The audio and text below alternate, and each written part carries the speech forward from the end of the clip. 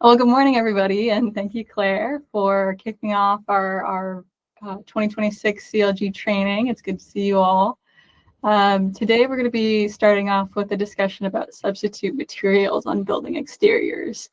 And this is an important discussion point because, as we know, our materials are not necessarily as resilient today as they were historically.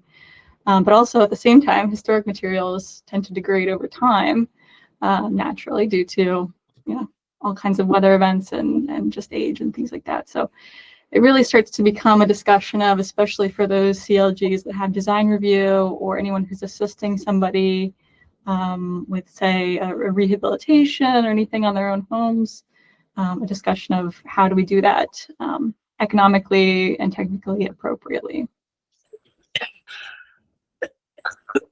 Let's see. Oops. There we go. How's that? Does that work? Okay, that seemed weird to me.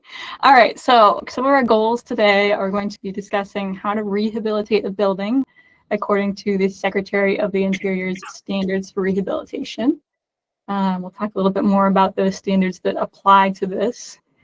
We're also going to assess whether extant materials can be repaired. Of course, that's always the main goal first. Can we repair these, windows or, soffits and things like that? We want to make sure that we are doing our best to ensure that any materials that can be saved are saved.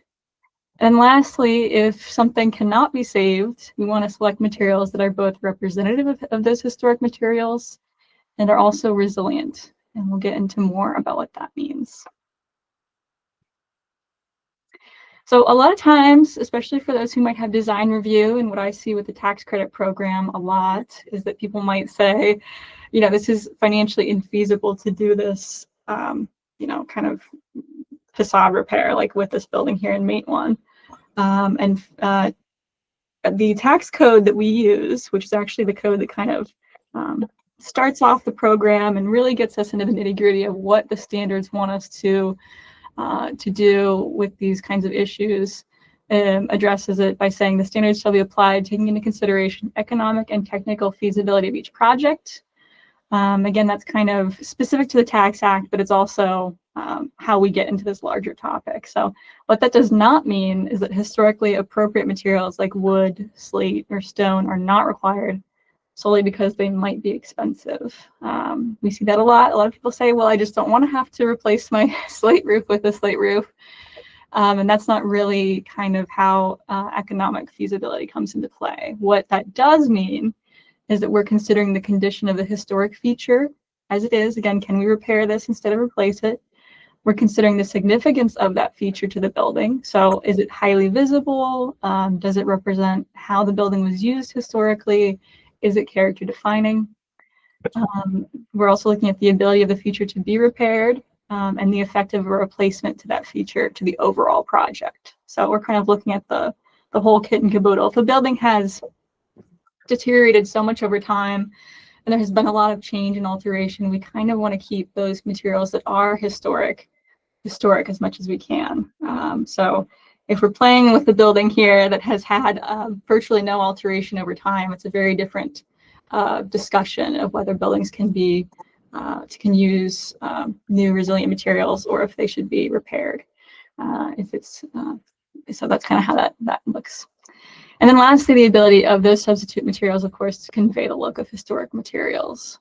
Certainly some materials like a 3-tab shingle roof or an asphalt shingle roof will just never really look like a slate roof. So we want to have those materials look appropriate.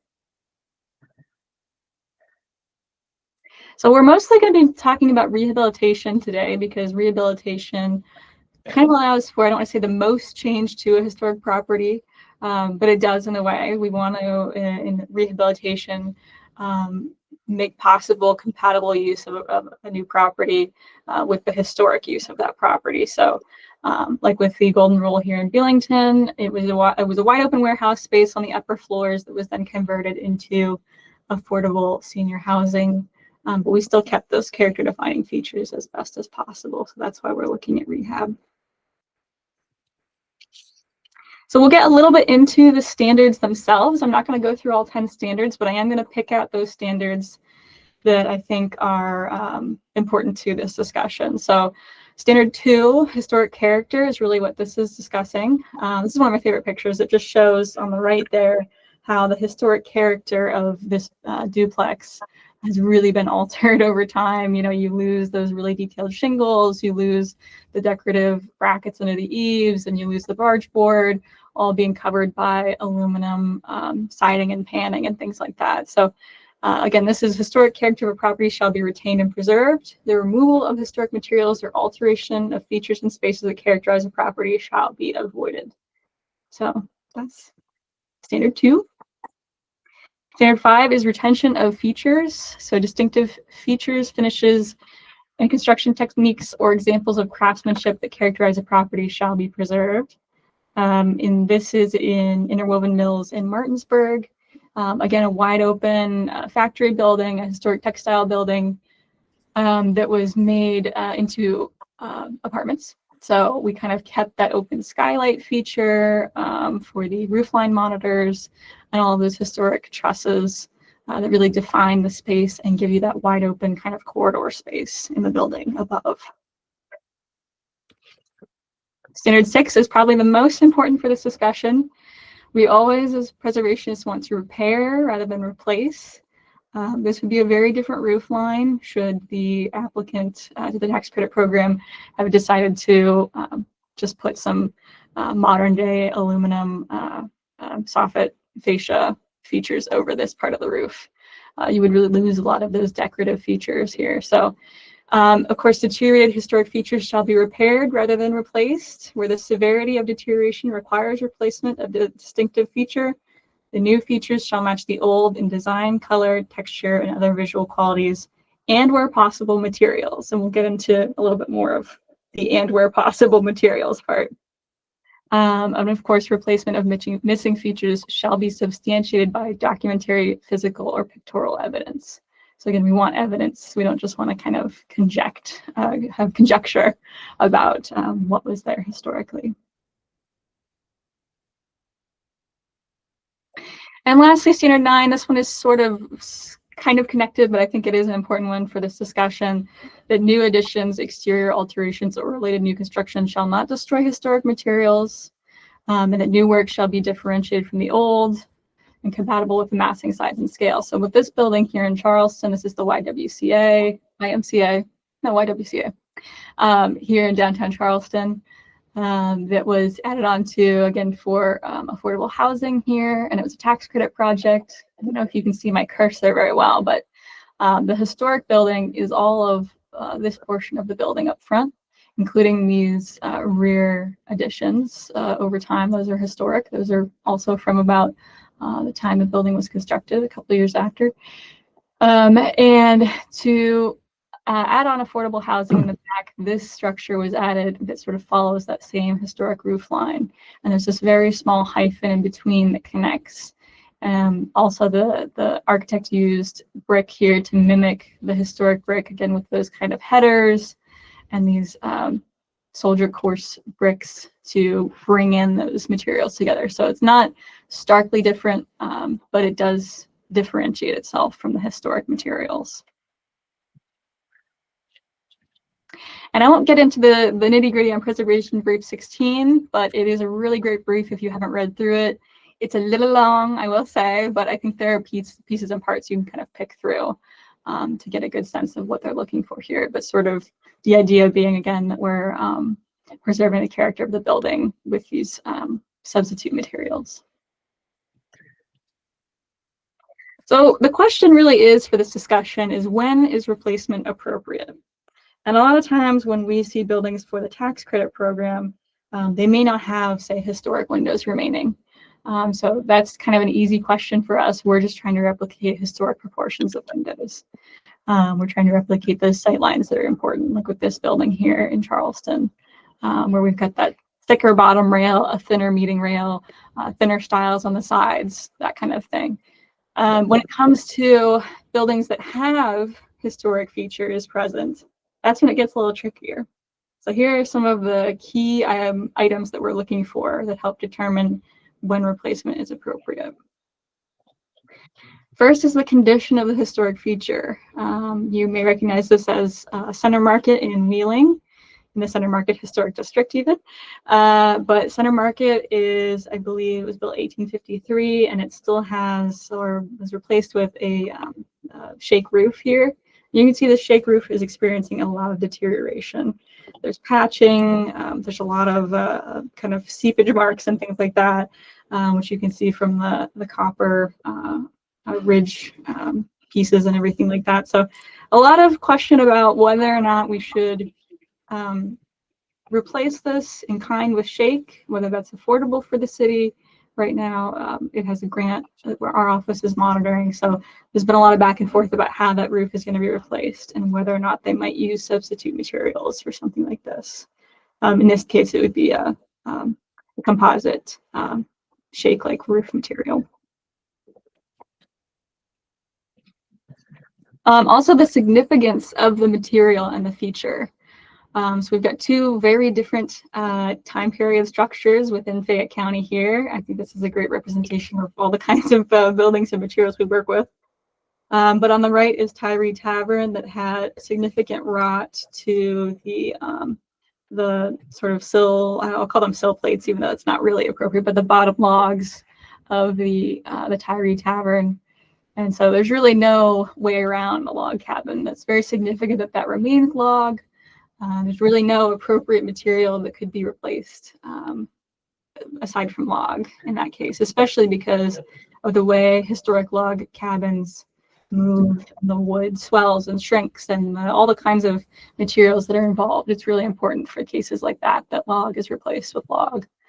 And then similarly on the left here, we've got the Esso station in Fayetteville, which has these really specific enamel-coated exterior squares, if you will, kind of.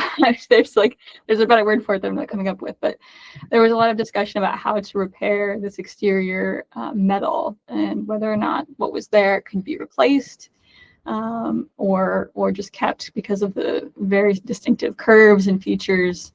And also, it's a little bit hard to get your hands on modern day material like this. So some things to consider: how significant those materials are to the building, to its historic significance. It would not be appropriate in a case like the Esso station to simply put a composite like clapboard siding or something like that. Of course, we really need to see that that metal exterior. Scale. This is an interesting sort of practice in understanding many different kinds of buildings as well, and examining many buildings throughout your own district. Scale is a big part of, especially when it comes to historic window replacement. On the building on the right here in Charleston, there's a discussion about what kinds of windows and how detailed those these windows that would replicate historic materials would need to be in order to meet the standards. And as you can see, no one is ever going to be face-to-face really interacting with those windows. They begin on the second story and they go up to the fourth story. No one's going to really be face-to-face with one of those windows from the exterior. It's very different at the Eastham House on the left here, where anyone who's going to be walking up to this property, you know, if you walk by to go to the different sides of the wedding venue, you're going to be seeing those historic windows and those proportions up close. So it's really, really important that, in this case, the historic windows are retained. But in a case where the windows, say, were beyond retention and repair, that those windows would replicate historic proportions appropriately. Visibility is also huge. These are just a block away from each other, right here in Charleston. Sorry for all the Charleston examples. I guess I was just, Charleston on the brain. But both of these buildings have slate roofs, and only one is super highly visible. So it's really important. It actually takes up like a third of the building here. This is the Women's Club in Charleston on the right. And so slate is such a character-defining feature of this building, and it's so highly visible that it's really important that that roof is appropriately replaced, because the slate is beyond its life cycle. versus Holly Grove on the left here. And this is probably the best example of your view of Holly Grove from the side, which is that most highly visible side, where you really cannot see the slate roof. However, I think that the plan is still to retain the historic slate roof, or at least replace it in kind. But in a case like this, you'd have a little more leeway with substitute materials. And then probably the biggest umbrella that maybe preservationists are the least technically experienced in would be code compliance, technical feasibility, and then modern day use. So these are all things that developers or even just your average mom and pop shop will bring to you and say, hey, we need to make this building accessible in some way per code, but also so that folks can use this building. And so we have a lot of discussions about how to make that the least visually impactful on these historic properties, and try to replicate historic proportions and materials as well. So you can kind of see the code compliance aspect of this elevator, this exterior lift for anyone with mobility issues that kind of comes into play. We've got an aluminum storefront system that had to be kind of carefully designed, again, to replicate historic proportions here, but also make sure that people could enter the building reasonably. And then on the left of this building in Wheeling, we had a historic garage door that the modern day bar that was moving into this building wanted to be able to have folks have a man door so that people could come in and out of that side of the building. That was going to be their kind of outdoor seating area. And so we sort of had to discuss, how do we keep the look of a garage door while also having a door that's operable by a single person? Someone's not going to lift the whole garage door every time they want to go in and out. So this sort of halfway meeting point was designed, where you have these panes here that kind of hard to see from this photo, but the panes that sort of represent the historic configuration of the store, or of a garage door that was paneled, that was there historically. And then on the right of that, there's a little person-sized door that's kind of built into that configuration. So these are all things that we're kind of considering with these substitute materials and how they can be constructed. Appropriate uses of substitute materials, again, being compatible with historic materials. Physical properties being similar to those of historic materials is important. As we know, wood is more apt to shrink and expand and change with weather and with humidity. So it's kind of important that if you're replacing something in kind, that's ideal. But if you can't replace it in kind, you want to make sure that anything that's going to fit into that space is not going to cause some issue in the future. If it's not moving and the historic piece is moving, the historic piece is going to be sacrificed. And then, of course, meeting basic performance expectations over an extended period of time.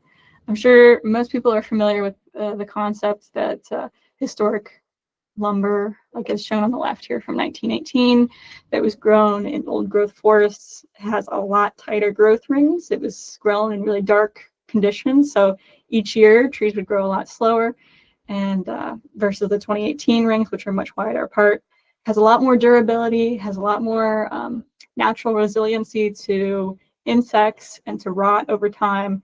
And so today's lumber is just not as resilient as it used to be.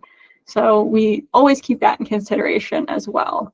A lot of times, especially in the early 2000s, people were replacing their historic wood windows with modern day wood windows, and those wood windows are kind of coming home to roost, as it were. They're just not as resilient, and they have a lot of issues with rot that historic windows did not. Preservation Brief 16, I've got the link down there. It has this really great chart that kind of discusses what materials might be appropriate for replacing historic materials. Again, this is just potential substitute materials. You always want to keep in mind all of those things we've been discussing about what's appropriate, about changes over seasons and things like that, to make sure that anything that you're introducing to the building would be appropriate for it. But these are just some good examples.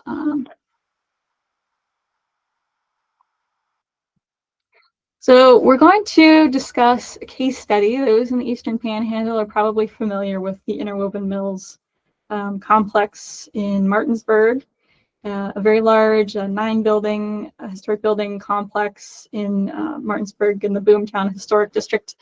And these buildings were constructed, I believe, like 1890s to 1920s to house the Interwoven textile mill, which produced a lot of fabric, socks, and all kinds of things for the war effort too throughout World War II. So a very historic complex that has a lot of folks in Martinsburg care for a lot. It's and anywhere too. It's a beautiful complex. So we'll kind of be discussing one of my favorite topics, of course, windows, but steel windows, and as an item of discussion for repair or replacement. And this just gives you a good example of what we're working with here. These are very large buildings. They're very sprawling, even though they're on a campus, and they are very different. So we've got all these, they named all these numbers for this project, but building 6 over here, that's 1 story and very small, all the way to, building 3 and 4, which are much bigger, deeper buildings. So we've got all kinds of things going on with this complex.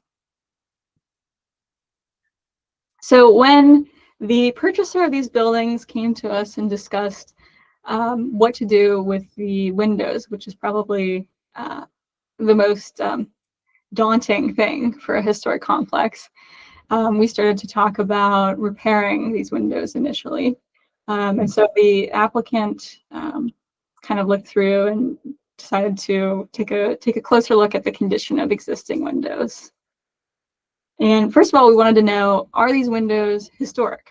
That's obviously important, and are they part of the period of significance?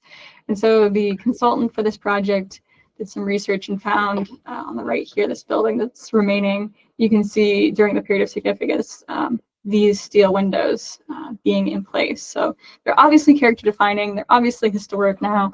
So now we need to know how to preserve the look of these windows specifically. So the significance of these windows is that they make up about half, in my non-mathematical mind, about half of the visual real estate of most of the facades of these buildings. So they're very important visually, they're very important to the character of the building.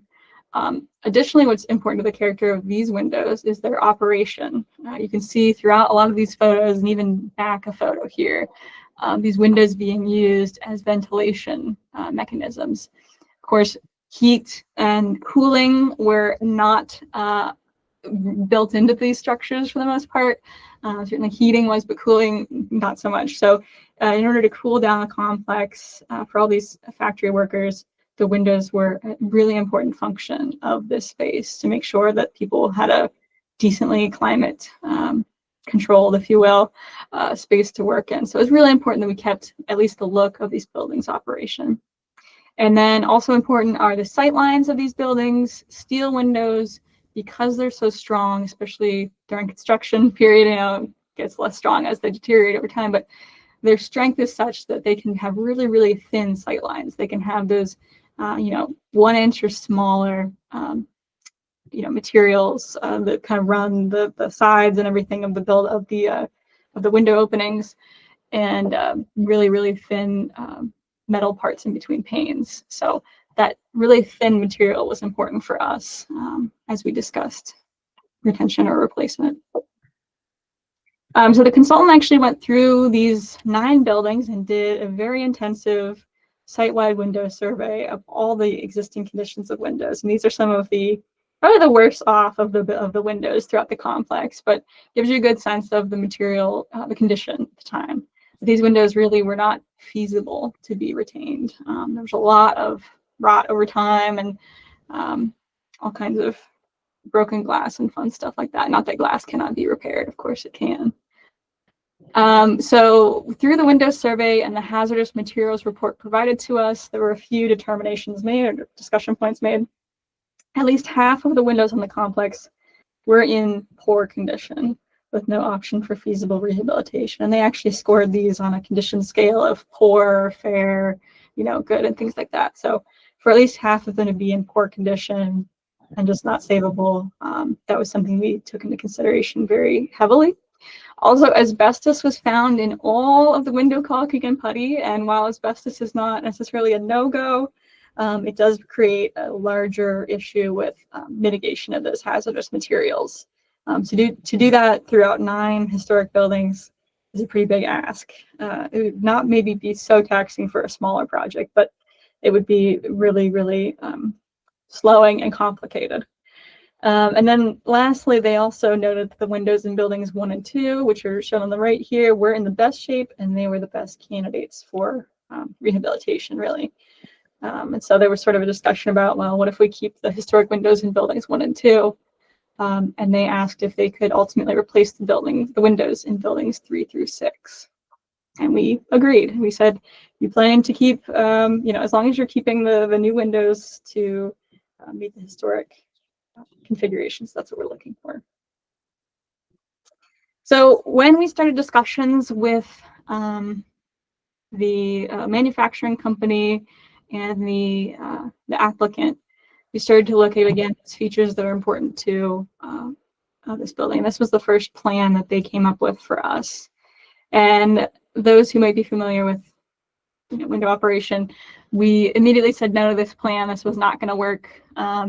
There's not enough detail here, and these drawings just are, the right, pane count. But what we're really missing is the operation of these windows. And you can see in the historic windows here, we've got these thicker mullions here that divide the panes, and then we've got these muntins that here divide the operation of the pivot windows. And so those are kind of present throughout many parts of these windows throughout the complex. And so it's really important, again, that we keep those thicker dividing segments in these buildings, in these windows rather, to show that historic operation.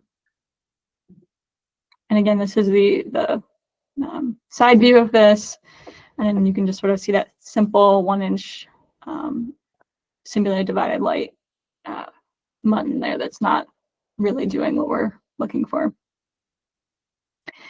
Our scanner was a little funky here, but this is ultimately what they came up with per our recommendations.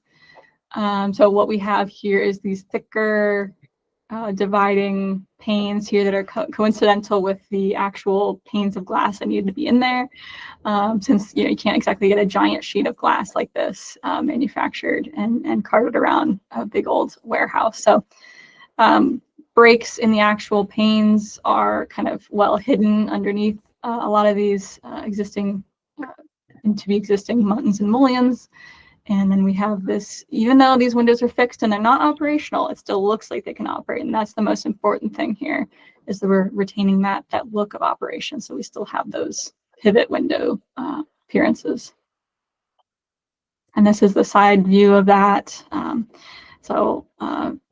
This is kind of what we were looking at earlier with just your simple posts and simple 1-inch mullion or muntin. And then what they came up with is a muntin with a faux hopper trim. So we've got this extra piece here that kind of denotes like a thicker part of this window that would help replicate this look. So ultimately, this is what the windows look like today. They came out super well, I think, and really recreate that look. The pieces are always going to be a little bit thicker because of all the historic components of these aluminum windows. So we're no longer working with steel, we're working with aluminum, which is extruded into these very funky shapes to give it strength.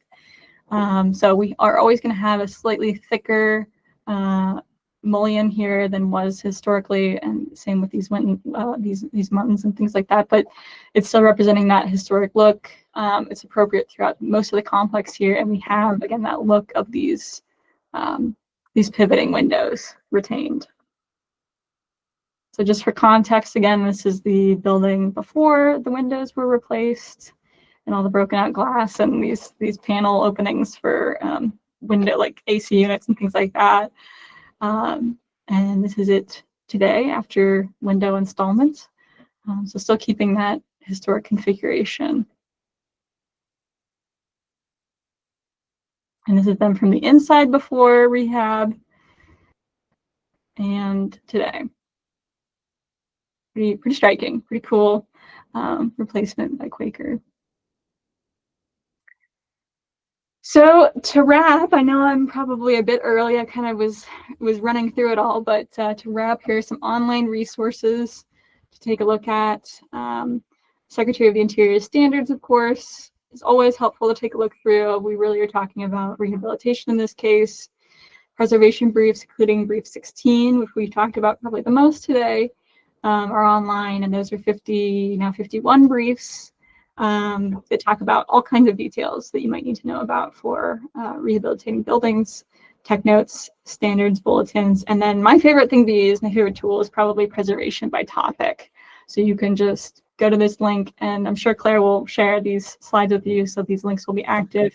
You can just hop in here and type in, click the W for Windows, and you can scroll through all of the guidance they have on Windows, or click the D for doors and scroll through all the guidance they have on doors. It's really pretty handy. And then lastly, if you really want to read something to put yourself to sleep, the role of economic and technical feasibility in applying the standards is also a great and useful tool.